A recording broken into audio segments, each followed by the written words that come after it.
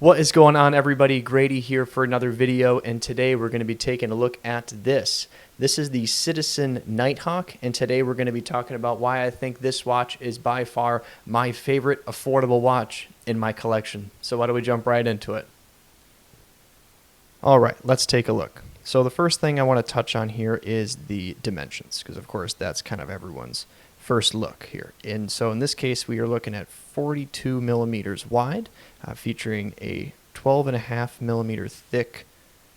Overall here, we're looking at 48 mil lug to lug, 22 mil lug width, a 6 millimeter sized knurled metal crown.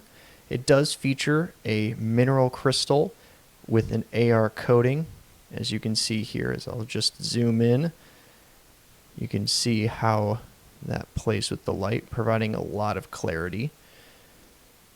But then looking at the rest of the watch here, it is a solid end links, with a very nice bracelet, tapering from 24, as you can see here. It juts out a little bit, 24 millimeters down to 18. And then you get to a pressed clasp, but with a milled deployant here, and pin adjustments on the micro adjust. So real question is why do I like this so much? Why do I give it such praise? Well, there's a few different things. One, I might be a little biased, but I do have a connection to this style of watch. My father is a pilot, has been his whole life. And when I grew up flying with him, although I have not flown personally myself, I don't have a pilot's license, but sitting right seat with him over the years, the dial on this watch, if you look closely, does feature, you can see here, some very, very cool little airplane logos. And that is actually what I would see on the gauges of some of the planes that I was in with my dad.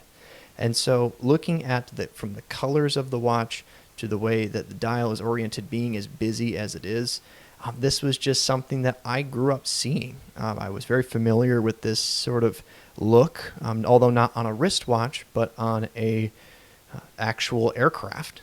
So for me, it was, one of the first things that caught my attention was, first and foremost, things like the color and those indices. But kind of taking a little bit of a deeper dive into the watch itself, this is what really kind of blew me away here. So keep in mind, this watch cost me around $250 or so, give or take. These do fluctuate a bit, depending on availability. You're looking at applied indices, as you can see here, a AR coated mineral crystal. Yeah, it's not sapphire, but I would prefer mineral than with mineral with anti-reflective coating than sapphire with nothing. Personally, you have a screw down crown here, which is insanely cool to have. Even though, yes, you're not diving with it, it does provide just that level of security, and I would say it just really aids in the overall quality. It is fully brushed, and like I said, looking at the dial, it is very busy. There is no doubt about it. If you look here on the top end, this is where you can use this wheel here to allow you to rotate, which is used for making calculations, which was a very, very useful thing when you're out flying, although nowadays is mostly with computers. It is very cool to see that that technology is still available to people. It does feature Citizen's ecodrive movement, so ultimately you never have to worry about changing a battery. You don't have to worry about winding it or anything. It is just going to be powered by natural light or artificial light. And something I have come to appreciate with Citizen watches is the fit and finish. With regards to watches at this price point, you tend to find a lot of flaws. I say a lot, but being nitpicky here, looking at the Citizen, I noticed that things like the seconds hand lining up completely all the way around. And yes, I have looked quite a bit. You might just see it a little oriented differently on the camera. I don't see any dust on the dial. I don't see anything out of line. Everything matches up. The fitment of things like the bracelet, which once again is very, very high quality here. I just can't find anything in terms of a build quality issue. I mean, yes, it is not a my Tudor or my Breitling, for example. So it's not going to have some crazy high levels of finishing. It is very utilitarian. But I've been sitting here scratching my head. I've owned this watch now for a few months. And I'm scratching my head thinking, how in the world can the watch that's priced like this from a manufacturer like Citizen be the price that it is and having the quality that it is? Because you know what? Personally, for me, and call me controversial, but I've really given up on Seiko watches. Yes, I have a few, but those are a part of my collection for sentimental reasons. But any new Citizen, I just find that constantly there are so many flaws, and they're just getting more and more expensive. Citizen comes in with a solid watch that looks nice. It's built well. It's priced well. It's got all these amazing features, from milled components to solid links to an amazing looking dial. As you can see here, yes, it's busy, but it is very pretty to look at. Taking a look at it on wrist, it is a big watch. Like I said, 42 millimeters. And so you got to have a pretty big wrist in order for it to work. But having those lugs turned down as quickly as they do, I find myself having the watch feel really pretty sized to me. Yes, it looks pretty big right now. On camera, it definitely is a watch that is all dial. But once you get used to it, with the thickness of it, the weight, the balance with the bracelet, I really find it to be a watch that I constantly am wearing. And that's really cool to see. I think that people are always looking for some type of everyday watch. And you know what? I get it. Like, if you have a very small wrist, this might not be the watch for you.